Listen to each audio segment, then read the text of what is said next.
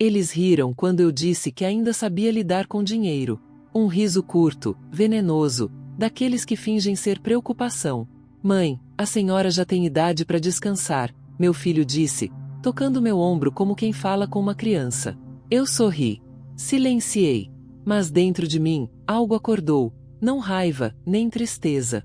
Apenas uma certeza antiga: ninguém tira de mim o que o tempo me ensinou. Naquela sala iluminada demais, cercada de vozes jovens e impacientes, eu percebi que haviam decidido me enterrar viva, não no cemitério, mas na invisibilidade.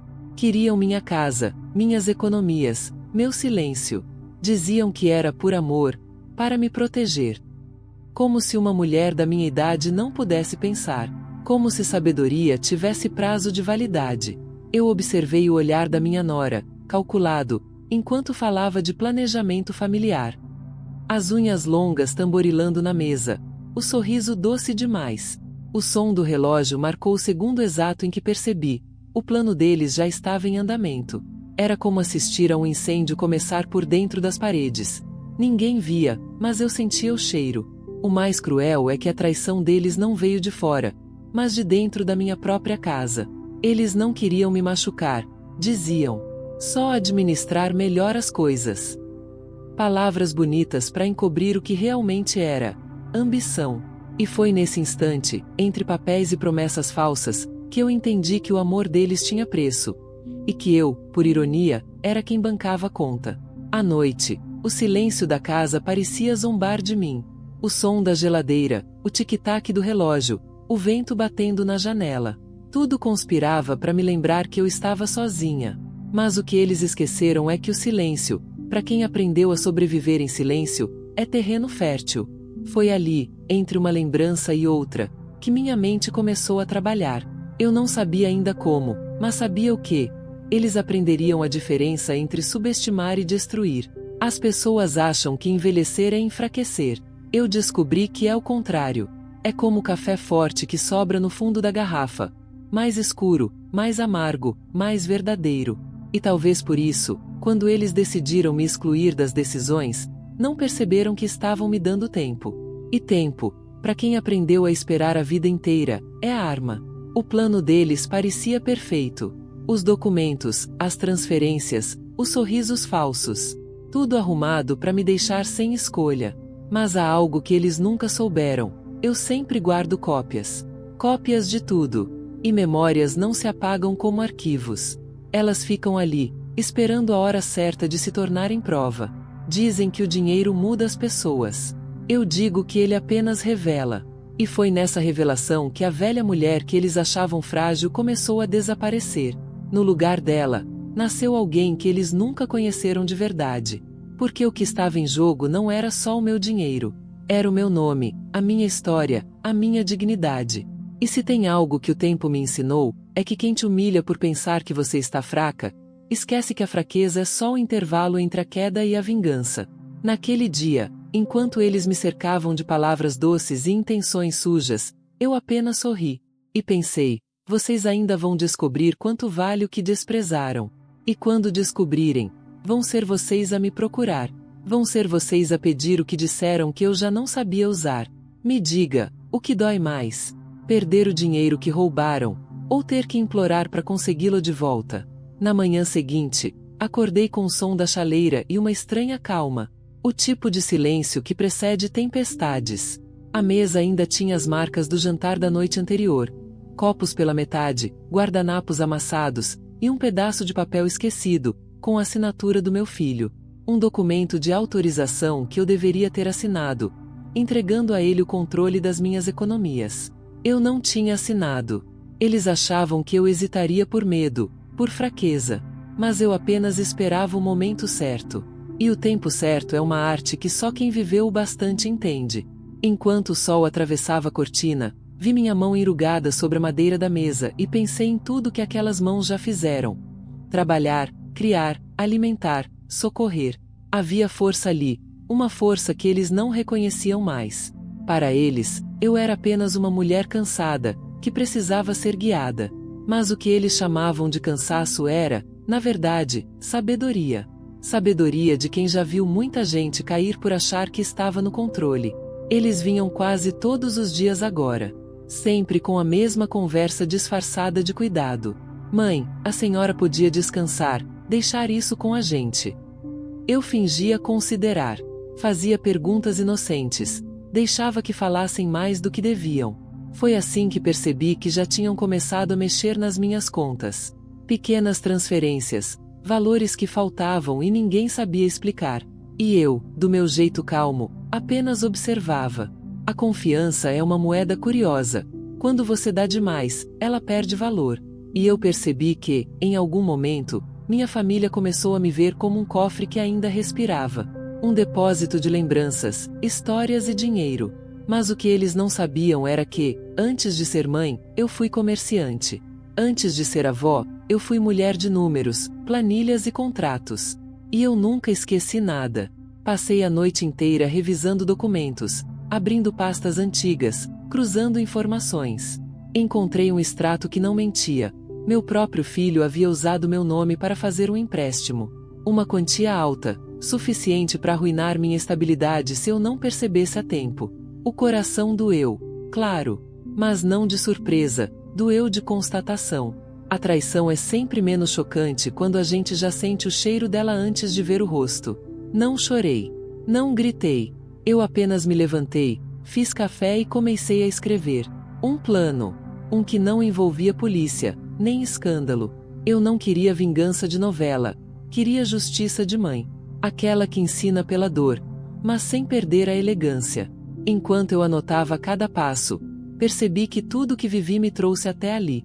Cada não que engoli, cada vez que fui interrompida, cada conversa em que me trataram como se eu não entendesse o próprio dinheiro.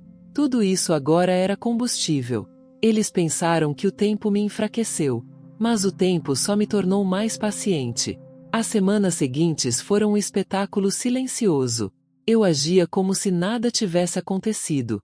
Preparava o almoço, sorria, ouvia as mesmas histórias de investimentos. E guardava tudo. As palavras, os olhares, os deslizes. Quem subestima o silêncio de uma mulher madura nunca aprendeu a escutar o som da estratégia. Foi num desses dias, enquanto fingia ouvir minha nora falando sobre como modernizar minha conta bancária, que uma ideia surgiu. Eu percebi que podia virar o jogo sem levantar a voz. Que podia transformar a humilhação em ensinamento. E não apenas para eles, mas para mim também. Hoje entendo por que tantas pessoas escolhem permanecer aqui, acompanhando cada revelação. Porque existe algo poderoso em ver alguém recuperar o que tentaram tirar dela. A dignidade, o respeito, o poder de decidir. E foi exatamente isso que eu decidi fazer. Deixar que eles acreditassem na própria mentira, até o momento em que a verdade se tornasse impossível de negar. Eu não sabia ainda como seria o desfecho, mas sabia que, quando chegasse a hora, eles não apenas me pediriam perdão, iriam me pedir algo ainda maior. Algo que, ironicamente, eu teria o poder de conceder ou negar. E naquela manhã, tomando meu café, percebi. A paciência é a arma mais letal de uma mulher subestimada. O tempo passou, e a casa começou a se encher de sorrisos falsos. Eles vinham me visitar mais do que o habitual, trazendo flores baratas e frases ensaiadas. A senhora está linda hoje, diziam, como se tentassem distrair um cão de guarda com um pedaço de pão. Eu observava tudo em silêncio, cada gesto, cada troca de olhar entre eles. A hipocrisia tem um cheiro, e eu podia senti-lo no ar, misturado ao perfume doce da minha nora. Certa noite, ouvi o som abafado de risadas vindas da sala. Parei no corredor, às escuras, e vi os dois sentados no sofá, analisando meus documentos. Meu filho, com a testa franzida, dizia que era para facilitar a sucessão. E ela, com aquele tom suave, falava de cuidar do futuro da família. Eu encostei na parede, e por um segundo, o mundo pareceu girar. Aqueles papéis que representavam a vida inteira de trabalho, suor e luta, agora eram brinquedos nas mãos de quem eu mais amei. Quando percebi que meu nome já estava sendo usado para abrir contas e fechar contratos, senti algo gelado subir pela espinha. Mas não chorei. O desespero é um luxo que a mulher madura não se permite. A gente aprende que, quando o chão treme, o que nos sustenta não é o grito, é a firmeza dos passos. Então, comecei a agir. Fui ao banco discretamente, refiz senhas, pedi extratos antigos. O gerente, um homem novo e apressado, olhou para mim com condescendência. A senhora tem certeza de que entende o que está pedindo? Perguntou, sorrindo. Eu apenas retribuí o sorriso, frio e controlado. Meu filho, quem entende demais costuma perder a conta do que deve. Ele corou, e eu saí dali com uma cópia completa de tudo o que precisava. Aquela pasta em minhas mãos era mais do que papel. Era prova de que a história ainda era minha. À noite, abri os documentos sobre a mesa e comecei a desenhar o contra-ataque. Um plano simples, mas infalível, deixá-los acreditar que haviam vencido. Que eu estava cega, cansada, dócil. Cada palavra, cada gesto meu seria calculado para alimentar a ilusão que eles criaram. Nos dias seguintes, comecei a encenar. Perguntava inocentemente sobre investimentos, fingia esquecer números, deixava escapar detalhes para que se sentissem seguros. E eles se sentiram. A confiança deles crescia como um balão prestes a estourar. Era quase poético vê-los presos na própria armadilha. Dois adultos que confundiram idade com fraqueza, experiência com inutilidade. Mas, dentro de mim, havia algo que me pesava mais do que a raiva. Era a decepção. A lembrança de quando meu filho pequeno corria pela casa com as moedas que eu dava para ele guardar para quando fosse homem. E agora, ali estava ele, homem feito, querendo tirar de mim aquilo que um dia chamei de herança. Não o dinheiro, mas o respeito. As noites começaram a ficar longas. Eu deitava e ouvia o relógio marcar cada segundo como uma contagem regressiva. Às vezes, me perguntava se estava indo longe demais. Se valia a pena. Mas logo lembrava da mulher que vi refletida no espelho. Aquela que passou décadas se calando, engolindo ofensas, ouvindo conselhos que soavam como ordens. Aquela mulher merecia, pela primeira vez, ser ouvida. O contraste entre a calma aparente e a tempestade que crescia dentro de mim era quase insuportável. Eu sorria durante o café da manhã, mas minhas mãos tremiam de antecipação quando tocavam na xícara. Eu os observava rindo, fazendo planos, e pensava, eles não têm ideia do que está por vir. Foi numa dessas manhãs, quando o sol atravessava a janela e batia no relógio de parede, que a ideia final surgiu. Um brilho quase dourado iluminava o ponteiro das horas, e por um instante, tudo fez sentido. Eles haviam me roubado o direito de ser respeitada. Eu iria tomar de volta, centavo por centavo, gesto por gesto. E naquela luz dourada, que parecia prometer tanto quanto ameaçar, percebi. Minha vingança não seria uma explosão. Seria uma construção lenta, meticulosa, tão silenciosa quanto a forma como tentaram me apagar. E quando terminasse, eles não perderiam apenas o dinheiro. Perderiam a certeza de que sabiam quem eu era. Naquela tarde, choveu como há muito tempo não chovia. As gotas batiam na janela num ritmo lento, quase compassado, como se o céu me convidasse a pensar. Eu me sentei na poltrona da sala com uma xícara de café e olhei ao redor.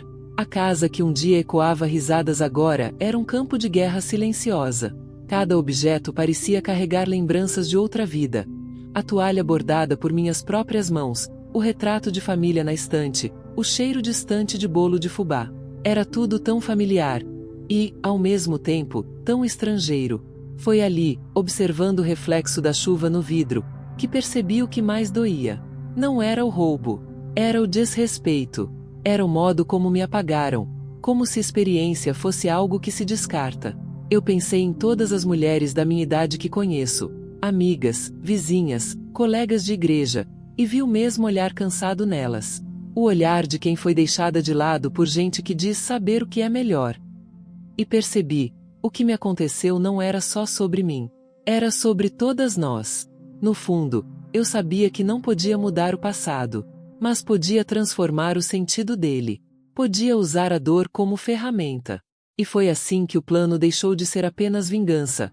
Passou a ser um ensinamento. Não só para eles, mas para mim também.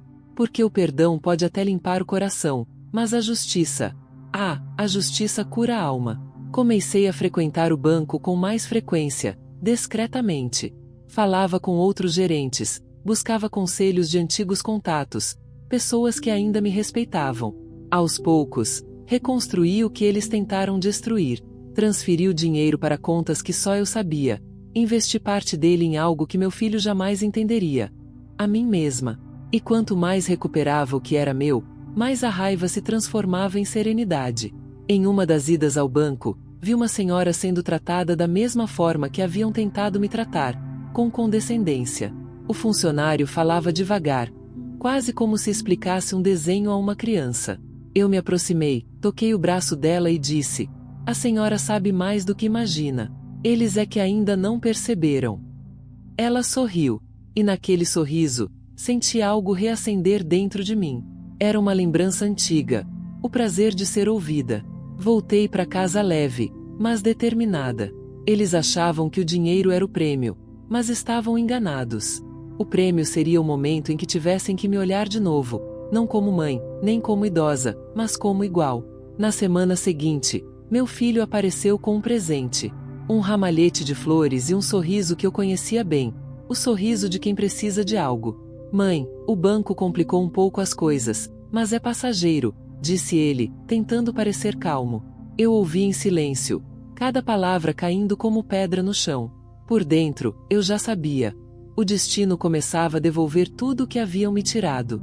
Enquanto ele falava, observei a chuva do lado de fora. As gotas já não batiam na janela com força.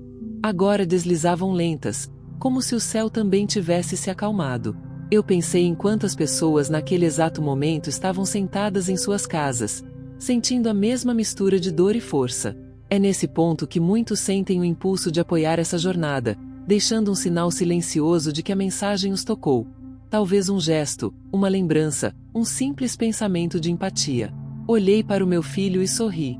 Não um sorriso de ironia, mas de paz. Porque eu sabia que o tempo da colheita se aproximava. E o que eles plantaram, finalmente, começava a florescer. Mas não da forma que esperavam. O telefone tocou na cozinha. O som era seco, insistente, cortando o ar pesado. E, sem saber porquê, senti que algo estava prestes a mudar. Talvez fosse o destino anunciando que a próxima página da história já estava pronta para ser virada. Atendi o telefone ainda com as mãos úmidas de café, e do outro lado, ouvi a voz trêmula do gerente. Ele me chamava de dona, com uma formalidade nova, quase reverente. Disse que meu filho havia tentado movimentar novamente uma conta em meu nome. Uma conta que agora não existia mais. Por um segundo, deixei o silêncio preencher o espaço entre nós. Depois, apenas agradeci, como quem já esperava o que estava por vir. Quando desliguei, olhei em volta. A casa parecia respirar comigo. O relógio na parede marcava exatamente 9h30. O horário em que a verdade começou a se mover. No fim da tarde, ele veio. Chegou com os ombros tensos e o sorriso gasto. A nora atrás dele, com a bolsa apertada contra o corpo, como se precisasse se proteger de algo. Eu os recebi com a serenidade de quem já sabe o roteiro da conversa. Eles falavam de imprevistos, de dívidas, de um mal-entendido bancário.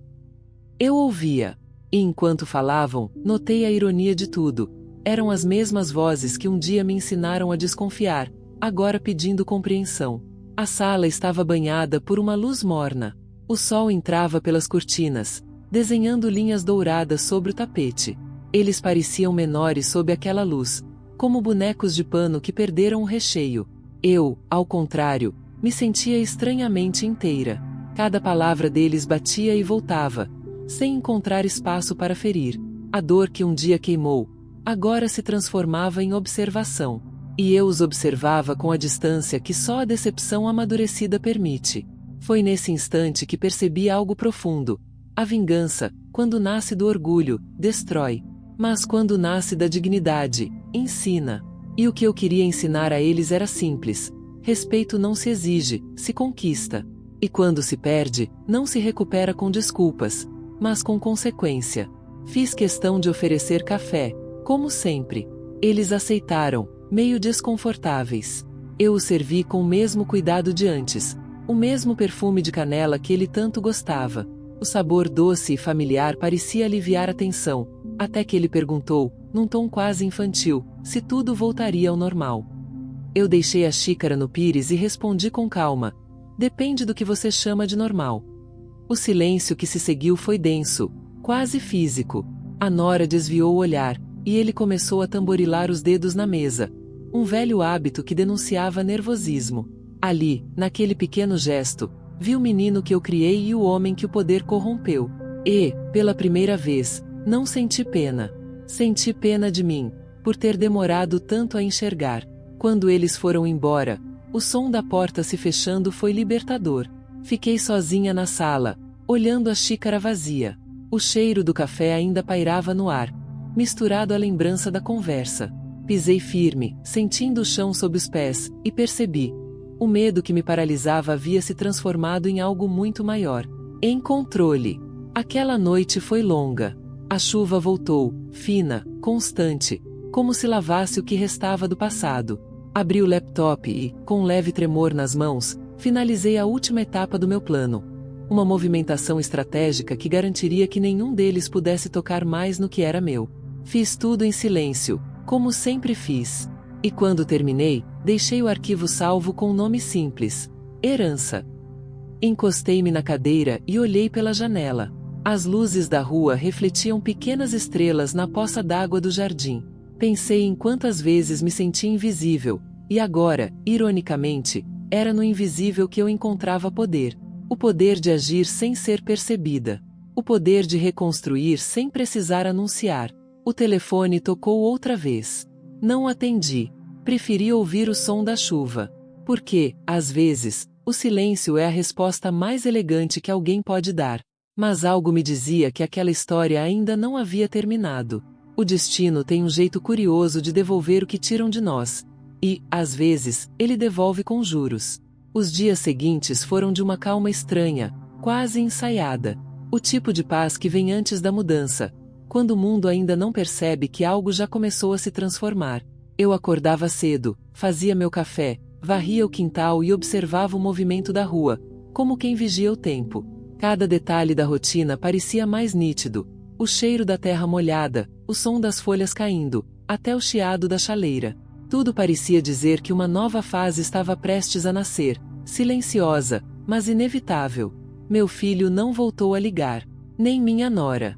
O silêncio deles era o reconhecimento do meu poder, ainda que inconsciente. Mas junto com esse poder veio algo que eu não esperava, uma solidão diferente. Não a solidão da ausência, mas a do entendimento. Quando a gente começa a enxergar demais, o mundo ao redor fica pequeno. Eu olhava para casa, a mesma que abrigou festas, risadas e cheiros de infância, e via um palco esvaziado, onde cada memória era um personagem que já se despediu. Foi numa dessas manhãs, enquanto limpava a estante, que encontrei uma foto antiga. Eu estava mais jovem, de vestido azul, e meu filho ainda menino, sorrindo com os olhos fechados.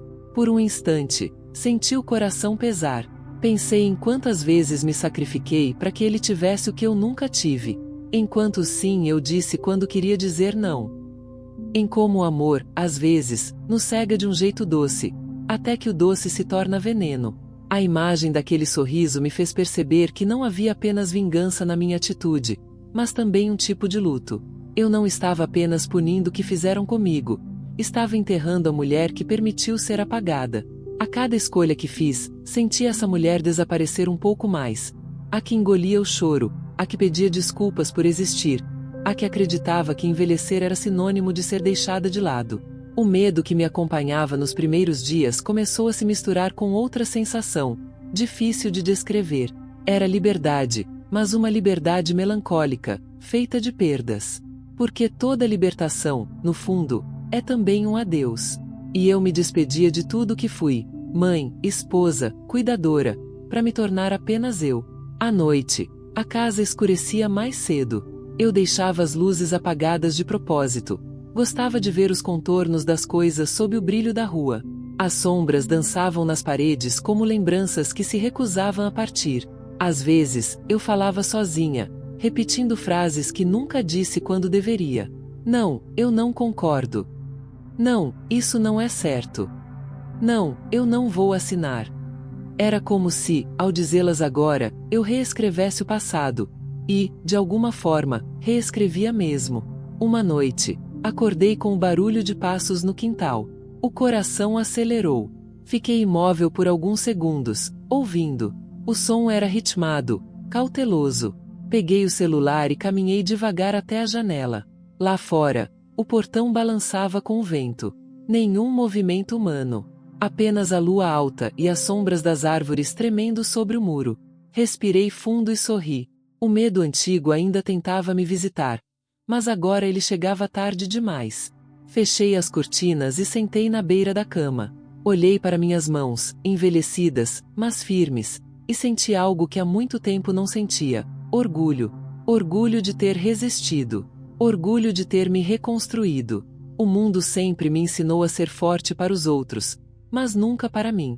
E agora, pela primeira vez, minha força não servia para proteger ninguém. Era só minha, e isso bastava.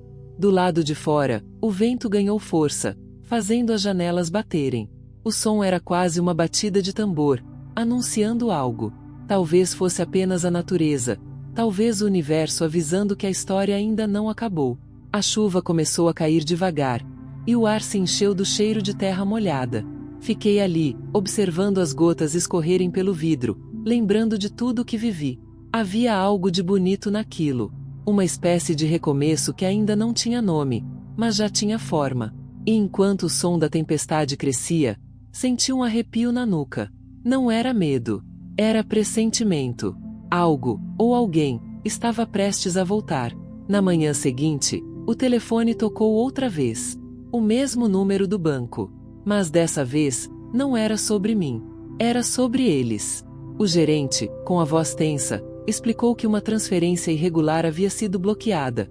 Uma tentativa de movimentar fundos que, ironicamente, ainda estavam sob meu nome. Por alguns segundos, deixei o silêncio responder por mim. Era prova de que o destino tem senso de humor. Eu apenas agradeci e desliguei. E, ao fazer isso, percebi. O jogo havia virado completamente. Aquela notícia se espalhou rápido. Pequenas conversas começaram a circular, primeiro entre vizinhos, depois entre conhecidos. A família, que antes me tratava como um peso, agora tentava entender como eu havia recuperado tudo. Eu observava à distância, sem precisar dizer nada, porque há vitórias que não se anunciam, se sentem no olhar de quem subestimou. Comecei a perceber algo curioso: o poder da calma. Quando a gente não reage, o mundo se desestabiliza. Eles esperavam que eu gritasse, chorasse, implorasse. Mas o silêncio, esse mesmo silêncio que tantas vezes foi interpretado como fraqueza, agora era meu escudo mais afiado. Foi nele que aprendi a mover as peças certas, no tempo certo. E quanto mais eu permanecia quieta, mais o som das consequências ecoava. No mercado, uma vizinha me parou e disse: "Soube o que aconteceu, e preciso dizer, eu faria o mesmo." Seu olhar carregava algo entre admiração e alívio. E eu entendi, naquele instante, que minha história não era só minha. Era um espelho. Um reflexo de tantas outras mulheres que foram desacreditadas, subestimadas, apagadas. Talvez, de alguma forma, eu estivesse falando por todas elas. As semanas passaram, e o comportamento do meu filho começou a mudar. Primeiro, vieram as mensagens curtas, formais. Depois, as ligações. Uma voz diferente, mais baixa, mais contida. A arrogância havia se dissolvido. No lugar dela, um tom quase infantil, pedindo ajuda sem dizer as palavras. E eu, mesmo sabendo que ele merecia, sentia um nó na garganta. O amor de mãe é uma guerra silenciosa entre o coração e o juízo. Eu observava à distância. Cada passo dele era uma consequência da própria escolha. E ainda assim, dentro de mim, algo oscilava, entre a satisfação e a tristeza. Porque vencer nem sempre é sinônimo de alegria. Às vezes, é apenas a certeza de que não há mais nada a provar. Numa dessas noites, sentei-me na varanda e fiquei olhando o céu. As nuvens se moviam lentas, como se o tempo respirasse junto comigo. Pensei em tudo o que perdi para chegar ali, e no que ganhei sem que ninguém percebesse. Não era o dinheiro. Era o controle sobre minha própria história. A sensação de estar, finalmente, no comando da narrativa da minha vida. A lembrança daquele dia no banco me voltou à mente. A humilhação, o olhar do funcionário, o tom de voz do meu próprio filho dizendo que eu não tinha cabeça para isso. E agora, ali, no escuro da noite, percebi o quão simbólico tudo havia sido. O mesmo sistema que um dia me desconsiderou, agora me reconhecia como referência. O mesmo filho que me desacreditou, agora dependia da minha assinatura para sobreviver. E ainda assim, não havia rancor. Havia uma serenidade que só chega quando se entende o valor do tempo. Porque o tempo é o verdadeiro juiz. Ele revela quem estava certo, quem desperdiçou amor, quem aprendeu e quem ainda repete os mesmos erros. Enquanto pensava nisso, ouvi o som de passos no portão. Olhei pela fresta da cortina. Era ele, parado ali, sob a luz amarela do poste, hesitante, com um envelope nas mãos. O mesmo gesto de quem, um dia, trouxe flores para me enganar. Mas agora, não havia disfarce. Havia peso, vergonha e talvez arrependimento. Por um instante, pensei em não abrir, em deixá-lo ali, enfrentando o próprio silêncio. Mas algo dentro de mim dizia que certos encontros precisam acontecer, não por nós, mas pelo aprendizado que eles deixam. Talvez você entenda esse tipo de dilema, quando o coração quer fechar a porta, mas a alma pede para ouvir. Diga-me, o que você faria? Porque foi exatamente nesse impasse que o destino me colocou, e a decisão que eu tomaria a seguir mudaria tudo. Ele ficou parado do lado de fora por longos minutos, como se esperasse que o vento decidisse por mim. O envelope nas mãos dele tremia levemente, denunciando o desconforto. Abri a porta sem pressa, deixando que o silêncio fosse o primeiro a falar. O tempo parecia suspenso, nem o farfalhar das árvores ousava quebrar aquele instante. Quando nossos olhos se encontraram, percebi o quanto ele havia envelhecido. Não era só o rosto, havia uma exaustão profunda, o peso invisível das escolhas erradas. Ele estendeu o envelope, sem dizer palavra. Por um momento, achei que não teria coragem de pegar, mas peguei. O papel estava quente, como se carregasse algo vivo, ou talvez fosse o calor das mãos dele, carregado de arrependimento. Abri devagar. Lá dentro, uma carta escrita à mão, a caligrafia trêmula. As primeiras linhas eram uma confissão, as seguintes, um pedido. E entre uma desculpa e outra, uma frase que me atravessou: eu só percebi seu valor quando precisei do que você construiu. Era irônico. A mesma boca que um dia disse que eu era velha demais para entender de dinheiro, agora pedi ajuda para não perder tudo. Fechei a carta e encostei-a sobre a mesa. Ele me observava, esperando alguma reação, um gesto, uma brecha. Mas eu não dei. Aprendi que o silêncio, quando usado com sabedoria, é mais forte que qualquer discurso. Sentei-me diante dele, e por um instante, o tempo voltou. Vi o menino que um dia me pediu colo, o adolescente que prometeu cuidar de mim quando eu envelhecesse, o mesmo que depois me deixou de lado, trocando amor por conveniência. A vida tem uma forma cruel e justa de equilibrar as contas. Agora era ele quem buscava abrigo, e eu quem segurava a chave. Lá fora, o céu começava a escurecer.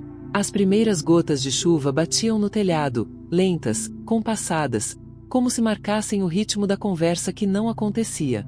A cada trovão distante, as palavras dele pareciam murchar. Ele tentou se explicar, tropeçando entre justificativas e lágrimas contidas. Eu ouvia, sem interromper, não por empatia, mas por respeito à verdade que, finalmente, vinha à tona. Ele falava de arrependimento, de erros, de ilusões. Mas o que me atingiu não foi o pedido, foi o olhar. Aquele olhar de quem, pela primeira vez, enxergava a pessoa atrás da mãe. E, de repente, percebi que aquele momento não era sobre vingança, nem sobre perdão. Era sobre entendimento. Sobre o que o tempo faz quando a vida nos força a olhar nos olhos de quem ferimos. Enquanto ele falava, minhas lembranças desfilavam diante de mim como um filme antigo. As discussões, os silêncios, as vezes em que engoli o orgulho para manter a paz. Tudo voltou, mas sem dor. Só com uma clareza fria, quase científica. A dor já havia cumprido seu papel. Agora era só matéria de análise. Quando o relógio marcou 9 horas, a chuva engrossou. Ele se calou. Ficamos ali, frente a frente, dois sobreviventes de uma guerra que nenhum dos dois quis vencer. E foi nesse instante que entendi algo essencial. Não há vitória quando a perda é o que nos une. Levantei-me e fui até a janela. As luzes da rua refletiam no vidro, distorcidas pelas gotas. Disse apenas: a vida dá voltas, meu filho. Mas nem sempre volta pro mesmo lugar. Ele me olhou, confuso, e antes que perguntasse, completei. Às vezes, a gente chega num ponto em que não há retorno. Só aprendizado. Peguei o envelope e o devolvi. Disse que leria com calma, que precisava pensar. Ele assentiu, como quem entende que não tem mais controle sobre nada. E então, antes de sair, murmurou algo quase inaudível. Me perdoa que o vento levou antes que eu pudesse responder. Fechei a porta com cuidado. O som do trinco ecoou pela casa, como um ponto final. Sentei-me outra vez, o coração calmo, mas desperto. Lá fora, a tempestade engrossava, e por um momento, jurei ouvir o som distante de um trovão responder por mim. Mas a verdade é que a carta ainda estava ali, sobre a mesa. Intocada. E havia algo nela que parecia pulsar. Eu sabia que dentro daquele papel havia uma revelação maior. Algo que ele não teve coragem de dizer em voz alta. Algo que poderia mudar tudo, mais uma vez. Fiquei olhando para o envelope por longos minutos depois que ele se foi. A casa inteira parecia ouvir minha respiração.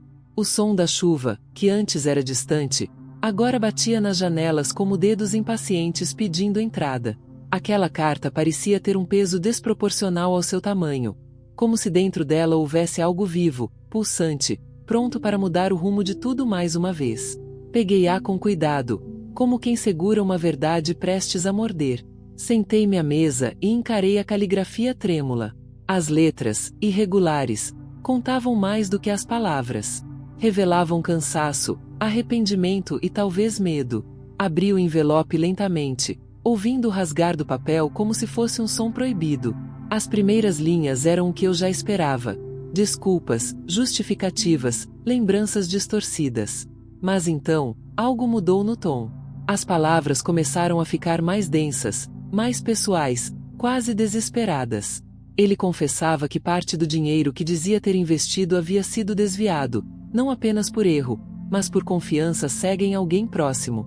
Uma mulher. Alguém que o enganou, que o convenceu de que poderia multiplicar o patrimônio da família. E, no fim, levou tudo. Cada centavo. Eu li aquilo e senti uma mistura de indignação e ironia. O mesmo filho que me chamava de ingênua havia sido enganado por uma farsa ainda maior. Mas o que realmente me atingiu não foi o golpe em si. Foi o nome. Um nome que eu conhecia, e muito bem. A mulher que o enganara era alguém que eu mesma tinha acolhido anos atrás, quando ele ainda era um adolescente. Uma jovem de voz doce, olhar rápido e sorriso fácil. Eu a ajudei a arrumar o primeiro emprego, dei abrigo quando ela não tinha onde ficar. E agora, o destino me revelava que ela havia se tornado o espelho perfeito da ingratidão que eu mesma criei. A sala pareceu encolher. O ar ficou pesado, denso, como se o passado tivesse voltado para me encarar. A chuva lá fora aumentava, e o som das gotas contra o vidro marcava o ritmo da minha respiração.